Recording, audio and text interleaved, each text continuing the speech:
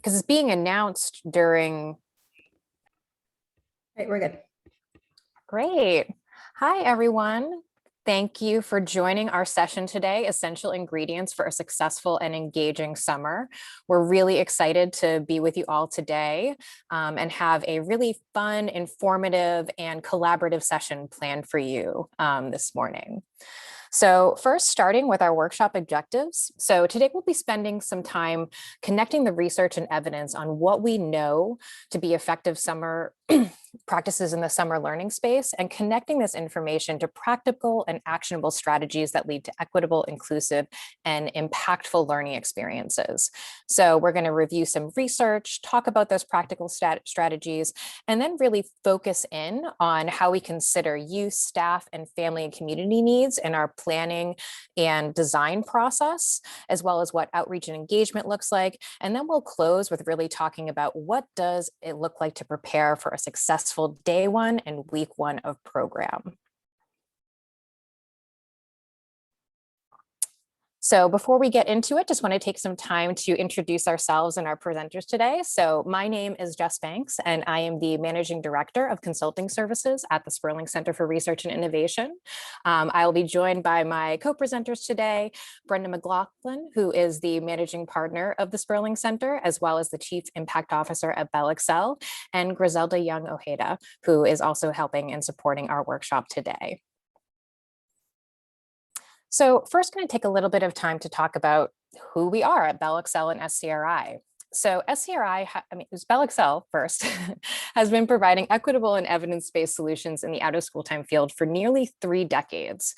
It's designed for educators by educators, and really what we do is we empower our partners to deliver best-in-class summer and after-school programs, and our summer program has been recognized as meeting the highest tier of evidence in the Every Student Succeed Act.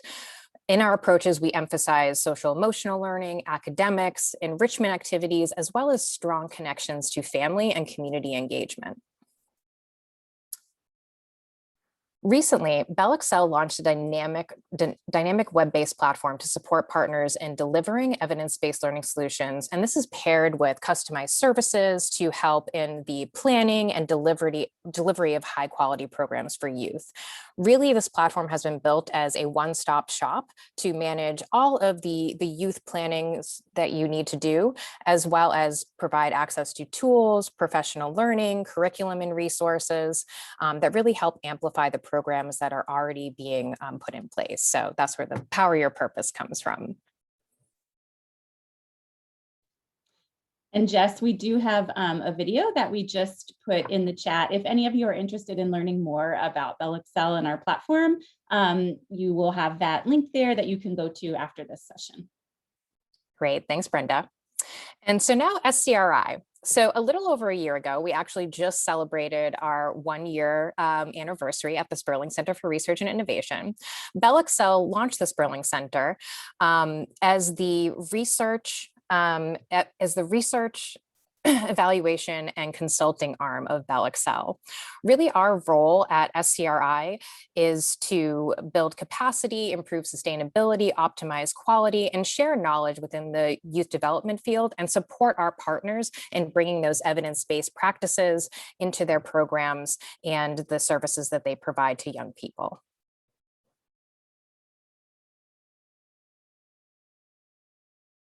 I also went ahead and shared the link to the website as well for those that are a little bit more interested in digging in there. Thanks, Griselda. And so today what we're going to be walking through is on the screen, you'll see in our agenda for today. So we'll start by grounding in the existing research on effective practices in summer learning. And while there's many different topics that we could cover today, we're going to focus on understanding the needs of your key stakeholders and using these to inform your program design, staffing considerations, as well as thinking about how to set staff up successfully to meet your goals, and how to provide staff with the opportunity to learn new skills and try new things in the summer space. And then finally, we'll close with effective practices for youth and family engagement, as well as that focus on how to plan for a successful day one. You'll also notice that we have 3 breakout sessions planned. So we want to provide lots of opportunities for you all to discuss and collaborate. And we'll also be sharing tools along the way to help you in your summer planning process following this workshop. And so Brenda, I'll turn it over to you to talk a little bit about the research. Excellent. Well, we're so excited that so many of you have joined us today. And as we think about planning ahead for summer learning, there are a lot of studies out there that talk about what makes summer programs effective and the practices that will lead to the types of outcomes that you hope to achieve, whether they be social emotional outcomes, learning outcomes, engagement, attendance, or simply just satisfaction with the program. One of the most well-known studies that looked at 5 large urban districts in different cities across the country was recently done by the Rand Corporation as part of the Wallace Foundation's National Summer Learning Project. And this study is just chock full of information about effective practices in summer learning. And so it's definitely something that we would recommend that you check out.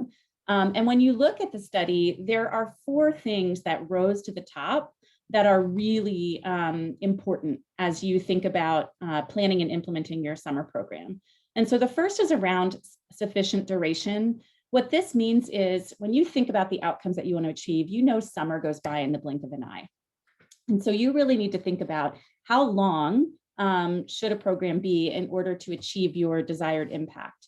And what this study found is that if you can, running a program for at least 5 to 6 weeks, with at least 3 hours of learning content per day. These programs focused on math and literacy. You know, your learning content might be math, literacy, STEM, other types of activities as well. But having a program that's 5 to 6 weeks long with 3 hours a day of learning content and full day programming, if you can, that really integrates social emotional learning, enrichment opportunities with learning opportunities is ideal. And in order for kids to benefit from that, they have to attend regularly. And so the kids in this study who attended for at least 20 days actually saw significantly greater benefit in both learning and SEL than their peers who did not have as high attendance. And so especially when you have, these programs were all voluntary summer learning programs. So especially when you have a voluntary summer learning program, it's so important to make a good impression on the first day, have a warm culture and climate, and really prioritize attendance. We have some districts that we're working with right now, and we're having some active discussions on, you know, what do we do when there are families that have vacations planned already? We want to make sure that that their kids are able to come to the program, and we know how important attendance is. And so really just thinking through that, that high attendance. In addition, of course, the quality of the instruction matters. Some of the key findings in this study related to whoever was instructing, making sure that they have content expertise and that they've had experience working with that age group of young people previously. And so if you are an enrichment teacher and you're teaching drama, you know, let's make sure you've taught drama before and you know how to teach drama to kindergarten through 3rd graders, let's say. If you're a math teacher and you're teaching middle school, let's make sure that you have middle school content expertise and experience. And so really thinking through who your instructors are and making sure that they're matched with what they're teaching. And primary importance is a positive climate. I've already mentioned this a bit, but really creating your rituals and routines and experience in the summer that makes the summer unique. How can you ensure that on day one, you're going to exceed your young people and teachers and families' expectations, that they're going to come into a program and they're going to feel like they're part of a unique culture where maybe there's a greeting that they get at the door every day that's different than the school year. And maybe there's a morning meeting where they have a chant or where there's always music playing. Maybe there are ways that they talk to each other, specific words that they use. That's kind of unique to your camp culture. We have one of our partners, their classrooms are different bunks. They're named different bunks, and they have different groups, just like they were in an outdoor nature camp, and they refer to kids as campers. And so really just kind of creating your own unique culture. Next slide. And so if you're building on these things that really made a difference for outcomes, what it all really boils down to, honestly, is this first item on here. And I know that this is probably what's worrying a lot of you, is time for planning. Effective planning is so critical to effective implementation. But I want to reassure you that you are more expert in this than probably you're feeling right now. You're probably just feeling a time crunch. And so we are hoping in this workshop to give you a number of different tools and tips and resources to help you speed up your planning process. Because we know how critical planning is to the summer. There's a quote in the study that says, planning the summer is like planning the school year, but with a shorter duration, right? And so it's basically everything that you need to make an effective school year, you need to consider with your summer program, including your teacher selection, which we already talked about, matching the content knowledge and the grade level expertise. Use of time. A lot of people don't think about transitions as much when they're planning their summer program, but transitioning between activities during the day is actually a place where you lose a lot of time, but also maybe lose kids' engagement if it's not planned effectively, and make sure that it's really smooth going between one activity and the next. Likewise, student recruitment. You don't really have to recruit students during the school year, but if you have a voluntary summer program, you really have to focus on how are you going to reach out to kids and their families, particularly kids who are priorities for you, who may not have been as engaged this school year, who may not be performing at levels that you would like to see on different assessments. So really thinking through, who your target student population is and how you are going to reach out to them and their families. Academic curriculum. This study found that having a written academic curriculum was crucial, especially this year when teachers and other youth development professionals are tired. They have had a very long, hard year, and they need to be supported with as many resources as we can provide to them. So really having a written curriculum with data about the students so that they know how to target the curriculum that they're implementing, and then practice that curriculum during the professional development sessions. Also making sure that you're integrating that enrichment, you're having student voice and choice into what they're going to be doing during their enrichment sessions, so that you can start to open doors to different activities and hobbies that they might like to create during the school year, creating that positive climate as we talked about. And it's great that you have AB 86 that is providing some great new funding for this, but there's a lot of ways that you can leverage existing funding as well, including leveraging partnerships and really like having staff across both your school community and your youth development community working together. And so now that we've kind of reviewed a little bit the research on what's important in terms of effective practices for summer learning, you might be thinking, where do I start? So we'll go through to the next slide, and you can just keep going to the next one after that. Where we always start is really thinking about what are the needs of your key stakeholders. And for us, when we think about key stakeholders, we think about young people, their families, and the educators and youth development professionals that work in your programs. But I challenge you to think about, who are your key stakeholders? I imagine that those three are going to be important groups for all of us, but you may have other groups that are also very important to you. You might have community partners. You might have your school board. You might have local YMCAs or Boys and Girls Clubs or others who are offering activities with you. So thinking about your key stakeholders, their needs and goals, what opportunity this summer can provide to meet those needs and goals, and then how you can backward map to design your activities so that they're going to lead to the outcomes you desire. And so on the next slide, we did a little example of this. And we are going to walk through this briefly, but then we're going to give you the first opportunity to talk to your peers so that you can really begin to dig in and think about your stakeholders, their needs, and how you're going to meet them. So let's look here and think about the young people in our program.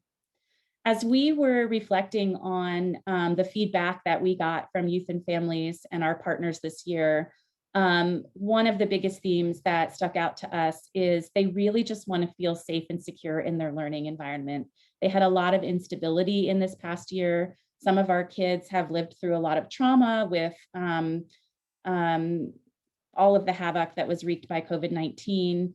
And so we felt like, okay, if safety and security is paramount of important to our kids, how can we emphasize relationships with peers and adults in our programs? How can we make sure that relationship building is central to any programming that we want to offer, and that no matter what, every day in every activity, there's an opportunity to strengthen relationships. And so this means that we are going to have a higher emphasis than ever on social emotional learning, on mental health, and we're going to create more time in the daily schedule that is focused on that relationship building.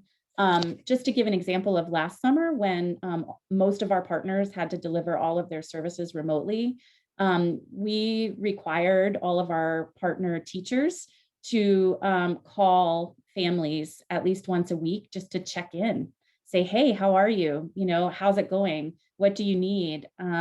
Are we providing you with the learning supports that are helping you work with your child? How can we do better? And so really thinking on like building those relationships intentionally and setting a regular cadence of communication.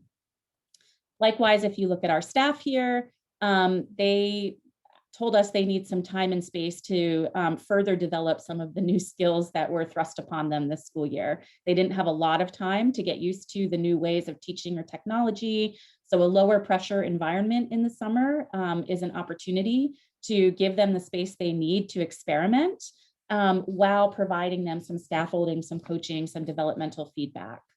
And then finally, asking our families and caregivers what they needed, it was understanding how to support their children. They really just wanted to feel less overwhelmed. They felt like there was so much information coming at them at all times. And so this was an opportunity for us to engage with families, us and our partners to engage with families in a new and different way. And so providing workshops or opportunities, and actually we'll post in the chat later, we created a family resource website that gave a lot of tools and tips for families about just how to create that supportive learning environment for their young people in the home. So this is an example of what we thought of when we were thinking about what our primary needs were for our key stakeholders, what opportunities we had to meet those needs, and then how we were going to design our programming to do that. Now it is your turn. And so as Griselda flips to the next slide, you are now going to head into your first breakout group, and you will have about 10 minutes in your breakout group to really reflect on the needs of your stakeholders, the opportunities you have to meet those needs, and the types of activities that you'll need to design or the resources that you'll need in order to achieve the outcomes that you want. And so we're going to ask you to choose a recorder. You'll be with just 3 to 4 people, so it will be a small, tight group, and you'll have lots of chance for interaction, but it's going to be random. You'll be randomly assigned to your group. When you're randomly assigned to your group, a number will pop up. It will say, you know, your group 1 or your group 21, and there will be a sheet. Oh, Griselda popped it in the chat already. So there's a link to a Google Doc in the chat. So please go ahead and open that Google Doc. And your recorder is going to list there whether you selected young people, staff, families and caregivers, or you could choose another group if you want to prioritize a different group. And then you'll work through that same activity of what are their needs, what are the opportunities, what are the activities and resources. Thumbs up if that makes sense. Okay, it'll take me a little bit to get everybody connected, but I'm going to go ahead and pause the recording. Have in the chat as you're joining a couple of the key themes that you felt, a couple of the needs. Let's focus there because I think everybody had a chance to talk about the needs. What were some of the primary needs that you talked about? And just say your stakeholder group, if you would.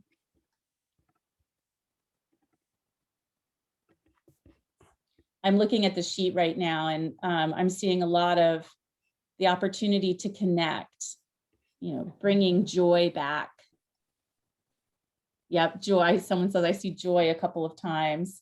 Safety and security. Mm-hmm.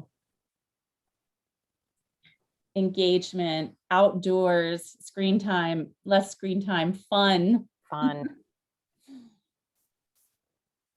content knowledge for staff, solid professional development for staff, time for planning. Youth development starts with staff development. Absolutely. Absolutely. Definitely. Love that. Thank you so much for just beginning to build this out. If you had ideas that you didn't get to finish in there that you talked about, feel free to keep populating that as long as you want. But I think the reason we wanted to start here is because we feel like your population's needs should always be what drives your programming, is really like connecting with and understanding your needs. And so with that, I'm going to shift over to Jess to take us into the next segment. Thank you so much, Brenda. And so, yeah, we've now talked about needs, we've talked about goals. Now what? And so if you go to the next slide, Griselda.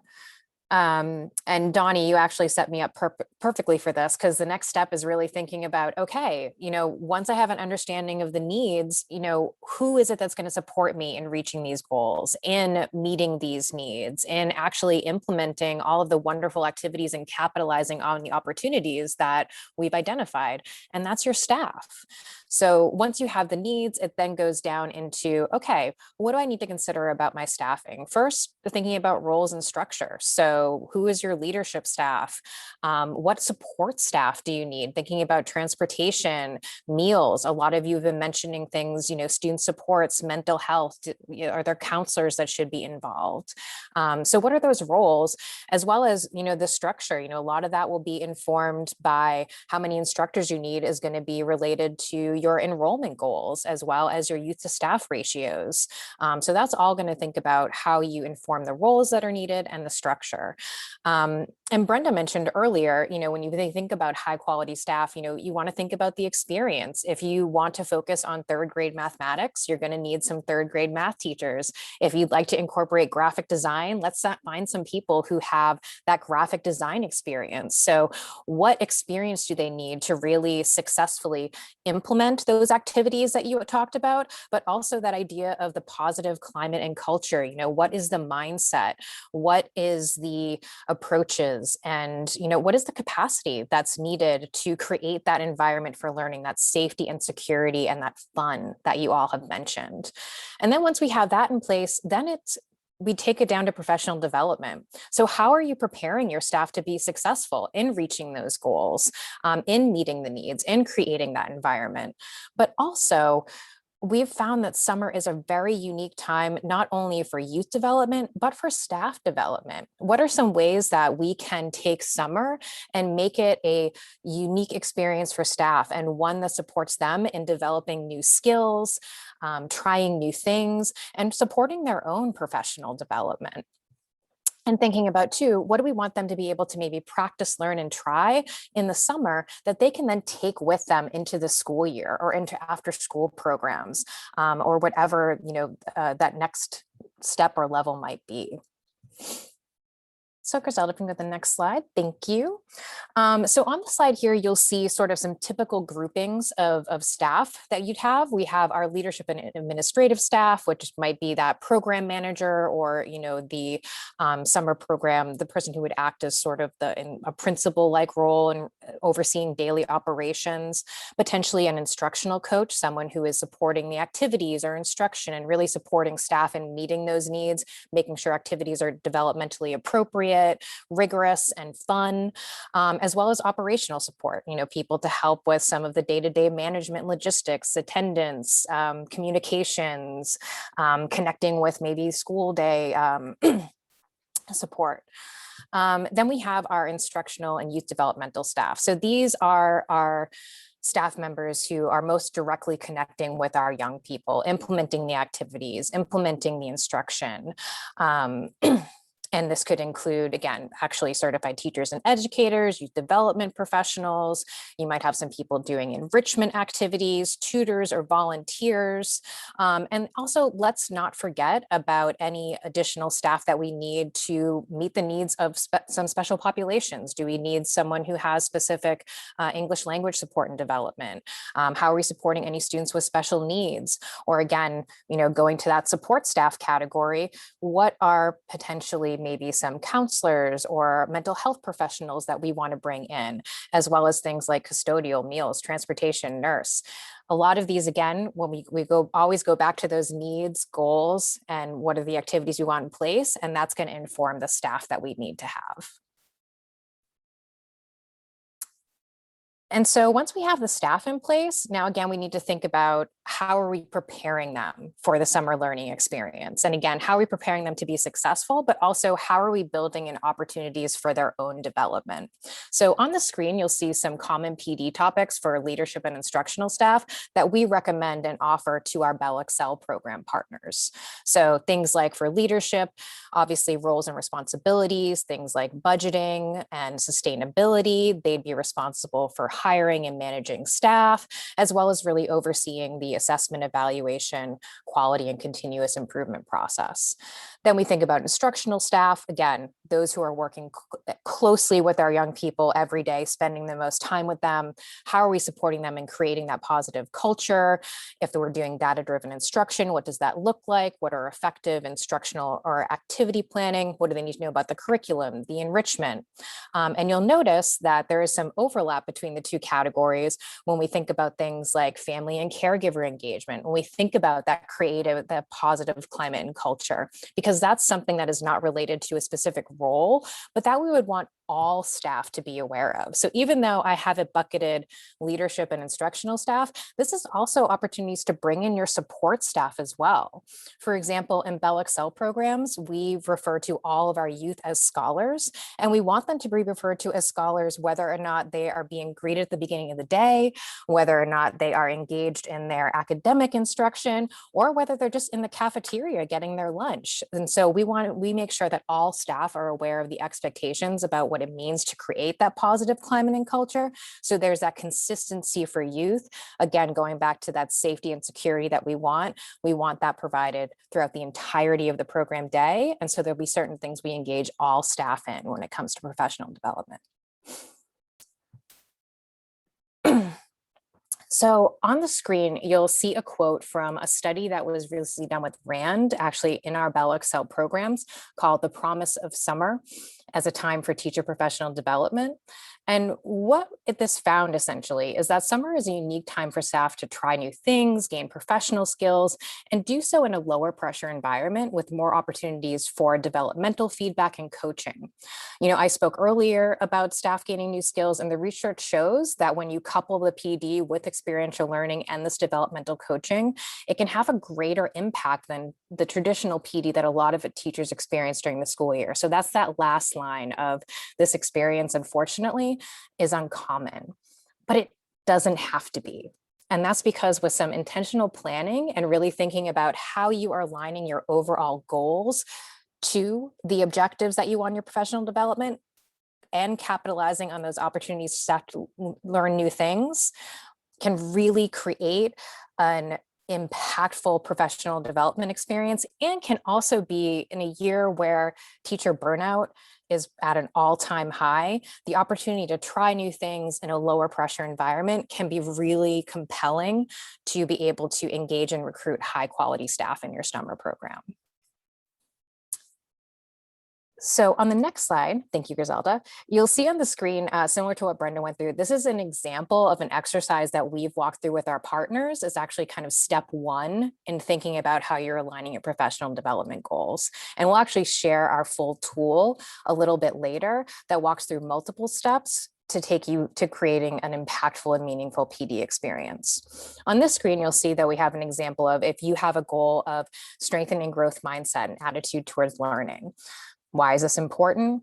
A lot of us have already kind of talked about this. I know Brenda mentioned this earlier, like it's been a year of remote learning. Like people are looking to connect. People are, want to focus on social emotional learning, getting back together, building relationships, having a more positive attitude towards school, especially for some of our younger students who, you think about a third grader, a third of their experience now has been in a remote environment. That's a big chunk of time for a young kid.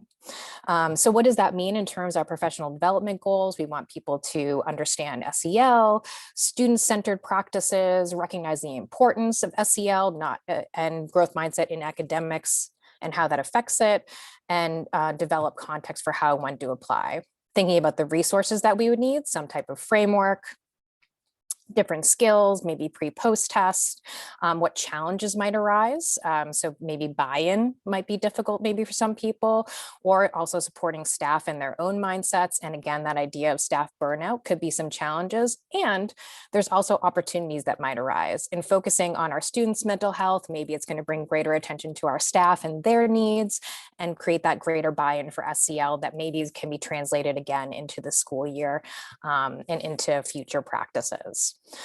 So now we're going to give you guys the opportunity to do some of this alignment as well. So very similar to last activity. And again, we'll give a little bit more time this time, but we have a Google Sheet that's been created. And again, we'll ask you to use your group number, identify a recorder, and then we're just going to take you through those first 3 columns and think about what is a goal you have for your summer program. Why is this goal important this year? And what does this mean for some professional development objectives that you would want to build in order to reach that program goal? And Jess, there was a question we got earlier about whether these slides will be shared. And I put in the chat, yes, we will share our slides with CAN so that they can be shared along with all of the other resources. We're putting a bunch of resources in the chat, and we'll see if we can make sure that the links to all of those are available to you afterwards. So it would be. Yes, thank you. All right, welcome back, everyone. Hopefully that breakout group was a little bit more conducive to some collaboration and discussion. Right now, would love to just do a quick share out. And so would love to kind of hear from you what was one goal that you discussed and maybe an example of one objective that was related to this goal that you all outlined and discussed in your breakout group. So one goal and one objective related to that goal. Be great to see a couple of shares. And if anyone wants to share out loud, you could raise your hand and we could unmute you. That might be easier.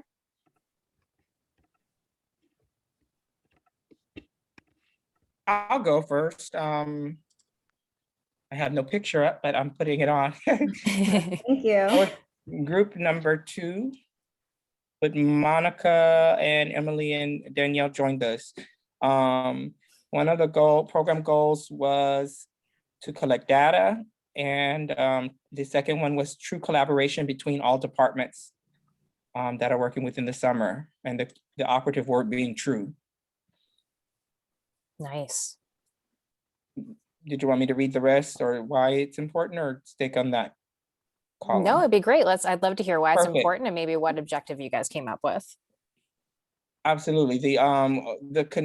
Collecting data, the reason it was important, even though I know people hate to hear that word, was because we want to continue the partnership the following summer. We want to make it I want to make it a tradition / habit as opposed to a one-time event or activity for our district for the investment. And the second one, true collaboration between all the departments, was engaging all the resources of the district it's important because it engages all the resources of the district to support students and to build longstanding purposeful relationships.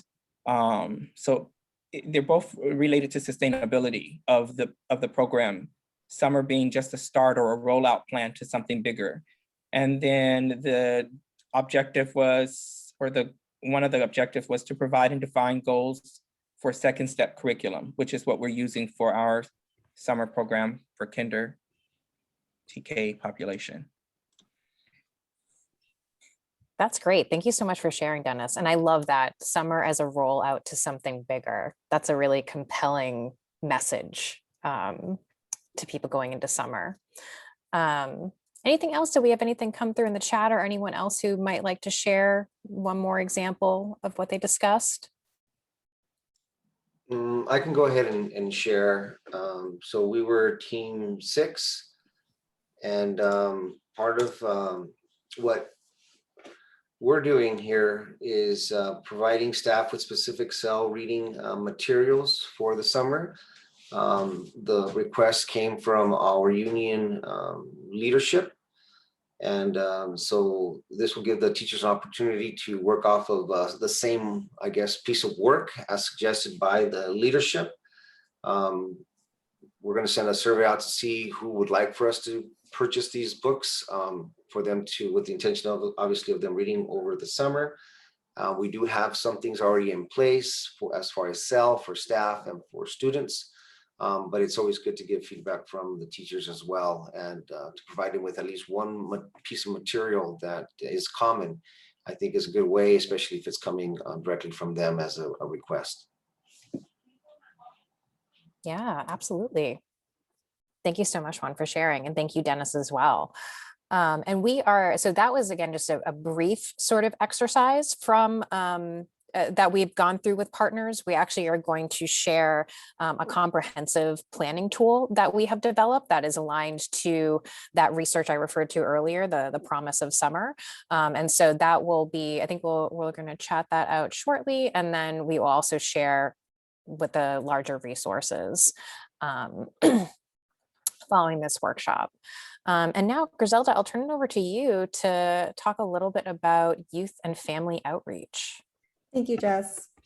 So what we're going to do now, so we've already spent some time just kind of discussing research, effective practices, and for summer planning, understanding and aligning, your needs and activities and resources. And we also shared a few tools for effective staffing and impactful PD for summer programming. And now we're really going to start moving over and transitioning to the heart of the matter, which is your youth and family outreach. And so to kick us off, we wanted to share this quote from Janie Funkhauser and Miriam Gonzalez's idea book, Family Involvement in Children's Education. So I'll give you a moment to just kind of read that quote.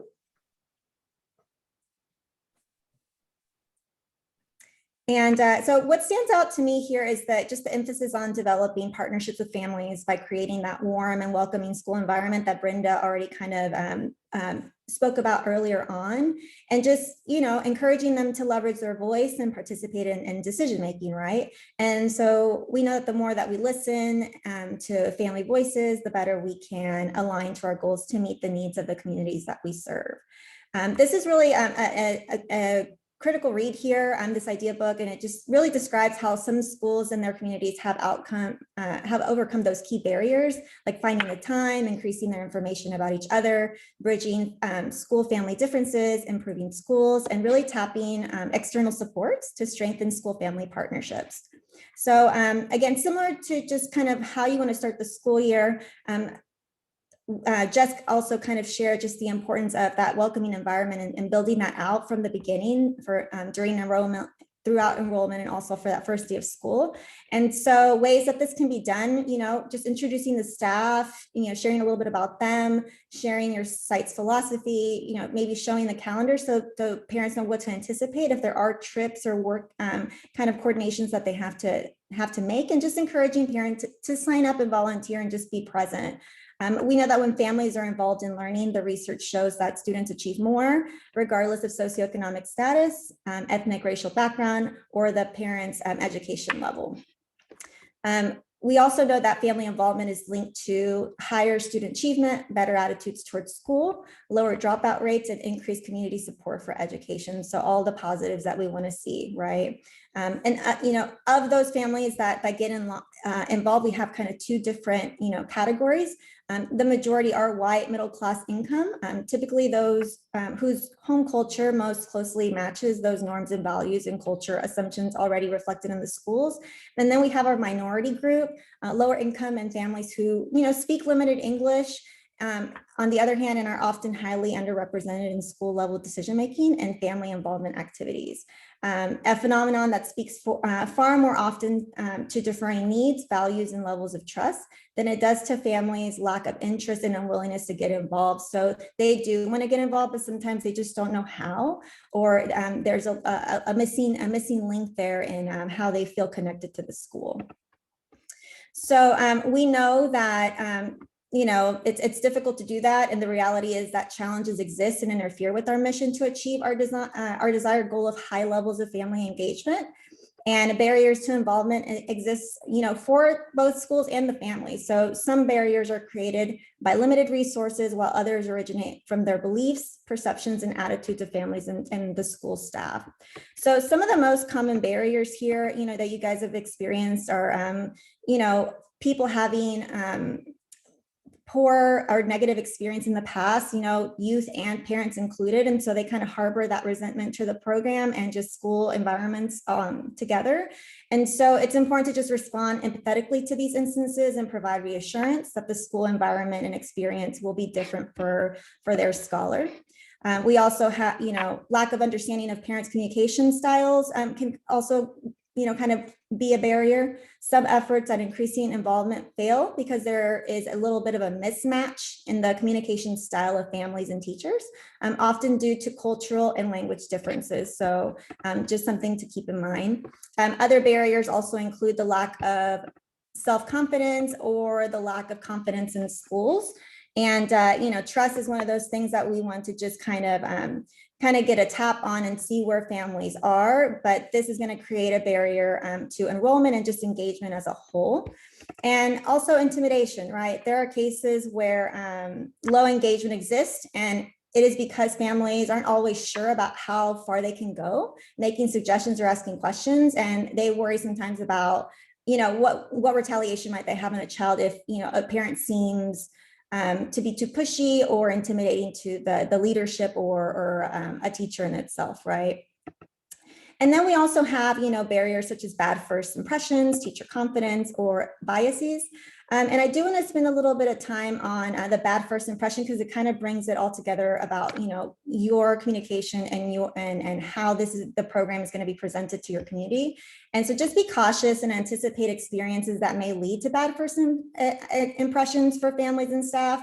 You want to make first impressions count. And so we want to be mindful about what experiences might turn youth or family off to the program. So we know how difficult it can be to recover from that. And so we just want to make sure that we don't get the repercussions of having a bad impression with the risk of decreasing family engagement, enrollment drops, or, we want to really have that positive word of mouth being spread throughout the community.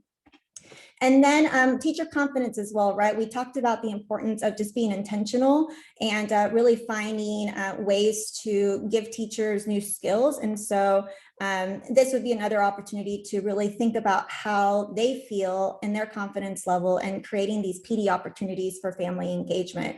We want to make sure that they are, having some cultural sensitivity sessions, as well as just kind of getting an opportunity to be coached or mentored along the way to really help build that toolkit that's going to help them really address family needs and develop those healthy relationships with families.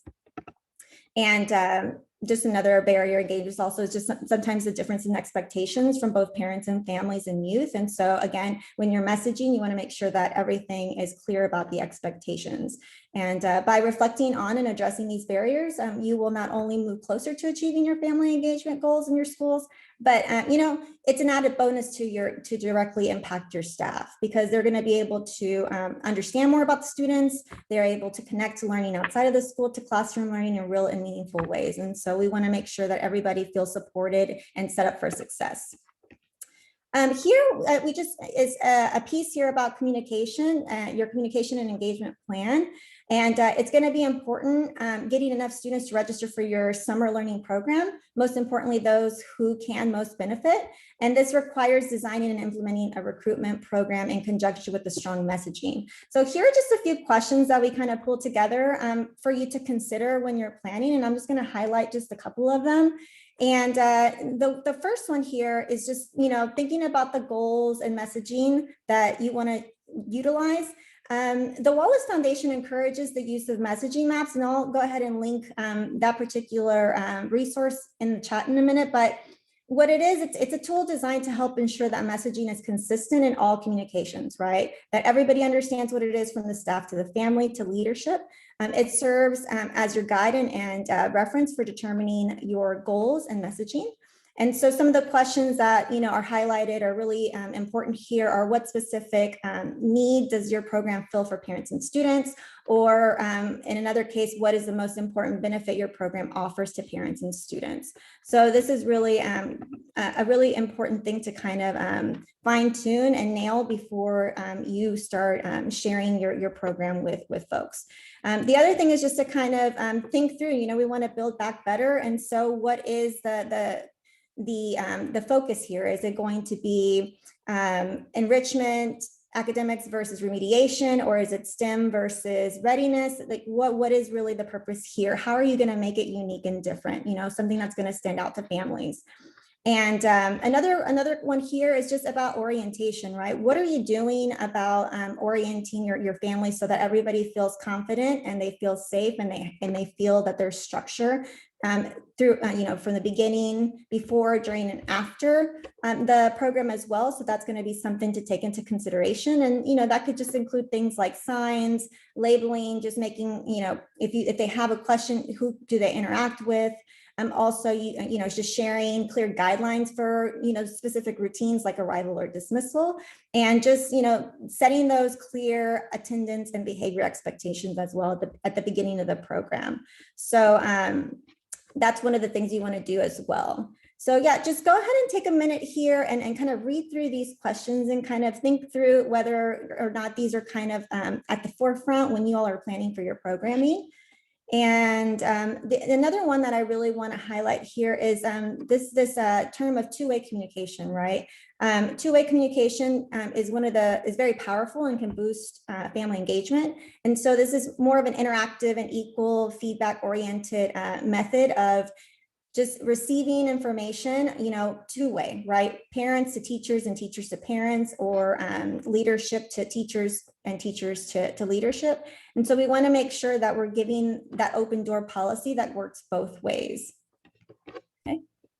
And so I'll go ahead and move on to the next one. And so with that being said, what we want to do is just give you all the opportunity to kind of think through some opportunities for family engagement, right? What's going to work best to get students and families excited? Whenever you think about these opportunities also, you can tie this to attendance. We want to make sure that the kids not only come for the first week, but that they sustain their attendance and participation throughout, but most importantly, their excitement for being there, right?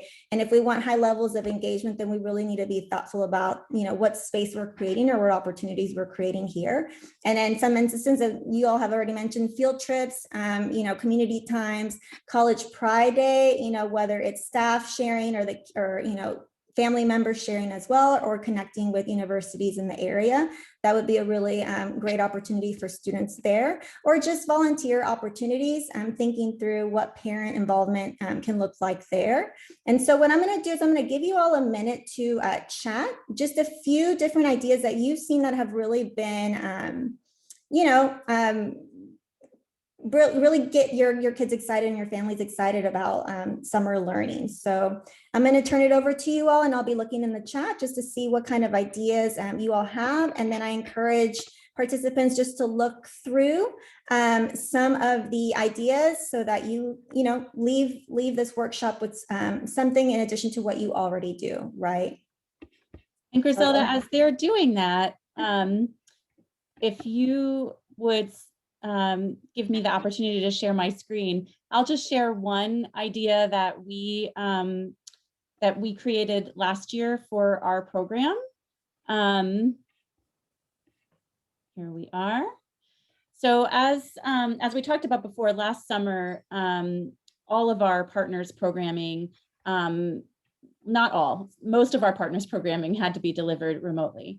And we were hearing over and over again that families were feeling overwhelmed with information. They weren't exactly sure how to support their young people at home or what they needed most. And so we created a family resource center that could help just support families in this new role that they were thrust into overnight of being, you know, both a family member, a parent, a guardian, but also now a learning support person, and in some cases, you know, more of a teacher, counselor role. And so there are definitely a lot of resources on here about like how to set the stage for your child's health and well-being.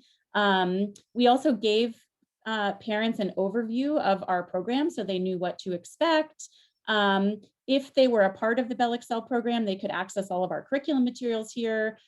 We chatted the link to this. These are all password protected, so it would have to be parents who are part of our program. But we just wanted you to see an example of a resource that we put together. And this was sort of at our parents' request, right? And so they asked us for things like COVID-19 resources, health and wellness resources, self-care for the caregiver, learning resources. So feel free to go through this and, you know, beg, borrow, and steal if it feels like it would be great for your parent community as well. I know we are running a little short of time, so we're going to continue this theme by thinking about, okay, how do we make the day one, week one experience as great as it can be for our young people, their families, and our teachers. And so Jess is going to take us through that to the end. And maybe rather than the final breakout, Jess, we could do that last activity together and people could come off of mute and pop in some ideas. Yeah, absolutely, Brenda. That's a great suggestion. And thank you, Griselda, for that great discussion of family and youth outreach. And so now, yeah, we're going to talk about day one, week one. And as it says on the screen here, that is really when it's time to set the tone. Like that is when everyone, staff, youth, families, and caregivers are going to get a sense of truly what is this program about. And so on the next slide, when we were planning for opening day, you know, Brenda mentioned earlier, and the research shows, and again, I'm sure this is, you know, not shocking, but really intentional planning is what truly leads to large program success. And, you know, thinking about that opening day, you know, you'll see kind of like in the background on the screen, but, you know, how are parents going to know where to drop off students and where to pick them up? How will students and young people know how to transition from those drop-off areas to where there maybe is a breakfast or community time? How will they know how to transition between the different spaces? Lots of stuff that needs to kind of be taken into consideration for that first day. On the next slide, it's also not just the first day, but the first week in general is going to look a little different. And so we've come up with a few recommendations and considerations as a result of the implementation and summer programs that we've done. And really, first and foremost, that first day should truly just be dedicated to setting the tone of the program, getting to know each other, establishing norms and expectations, rituals and routines, building that foundation for a positive, equitable, and inclusive learning environment for the rest of the program. And we know time is of the essence in summer, and it feels probably that way, especially this summer after the past year. And so there might be a desire to jump right into academics or core programming, but really taking the time for that first day to truly establish the climate and culture can be essential to youth and staff investment and the overall program success. If you are doing pre and post testing, you know, we do recommend that you start that early, but ideally on day two, again, keeping that day one sort of sacred and separate, as well as have a plan for how you're sharing that data and reports to teachers as quickly as possible to help drive instruction and activities. And as Griselda just talked about, having a plan to engage and communicate with families right away that first week can go a long way to building those relationships and establishing that two-way communication that you want to maintain throughout the program. And so having expectations like having staff reach out to all of their students' families or caregivers within that first week can really be, again, an easy and positive thing to build into some of your first week planning. And so that's not everything. So these are just a few of the tips that we've collected over the years, but we've actually developed a comprehensive checklist for program leaders to support them in really preparing and planning for a successful program launch, which we'll share with you. And on the screen, there's just a snapshot of these tools.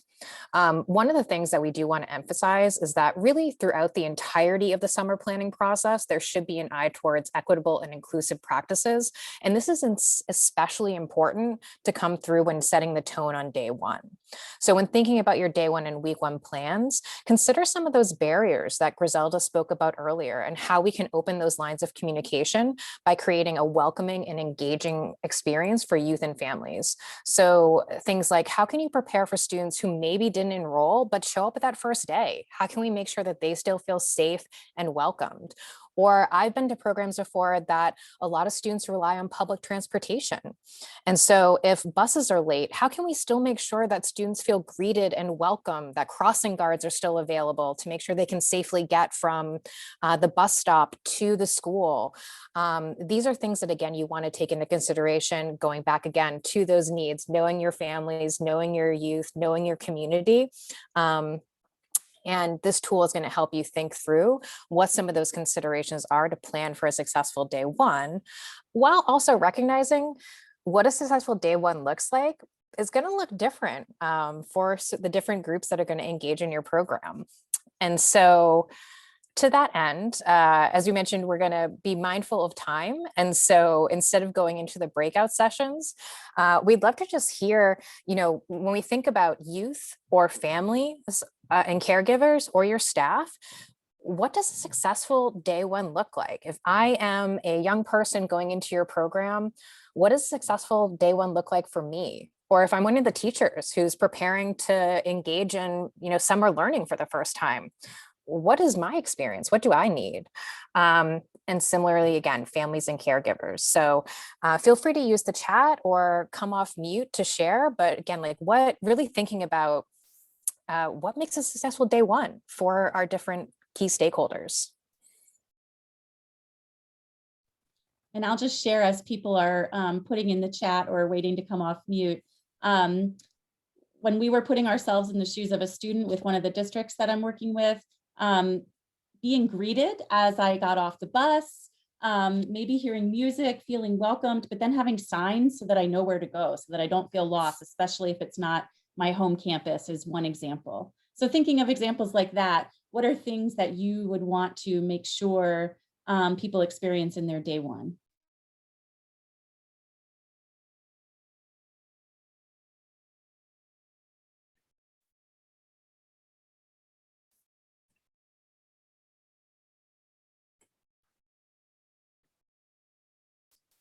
And as people are thinking and adding, I'm also just going to chat out right now a link to that checklist, just because I think people might be transitioning right now.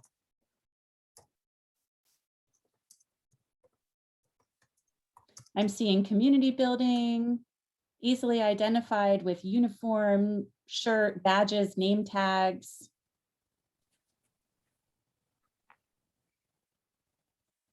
That day one, week one checklist is in there. At the end of the checklist, there's a really helpful section called contingency planning for things like, what if a door to a needed space you have is locked? As Jess said, what if a young person who is not enrolled shows up?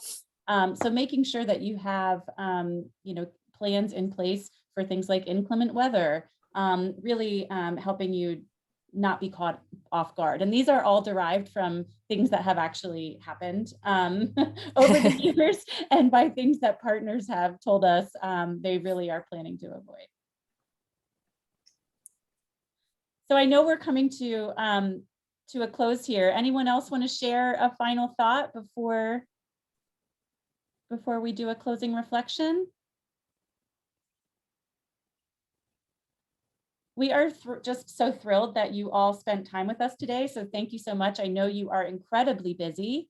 I know you have had an incredibly challenging year. We are excited at the opportunities that your kids and families and communities are going to have to engage in your programs this summer. So thank you so much for being here. If you want to just add one closing reflection in the chat to something you're going to do immediately to take away from this workshop to support your summer learning, please feel free. Otherwise, Have a wonderful, wonderful day. And I hope you have the best summer you possibly can. Thank you so much, everyone, for joining. And yeah, we'll stick around for any questions or anything for a little while longer.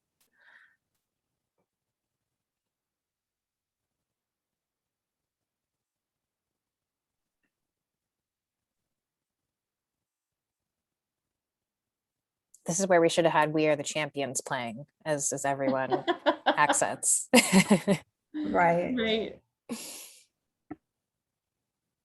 And for people who are trying to save the resources, Griselda did chat out a link to our document library. So everything that we chatted out actually can be found on our website, sperlingcenter.org. So don't worry if you didn't catch anything, because again, you can find it all on our website, as well as we are going to share this with the workshop organizers. I believe they have resources that they'll be collecting and sharing following the conference today. So a couple of ways to get it. Nothing will be lost after this Zoom ends. And we are also happy to connect with you all directly if that would be helpful and share our information.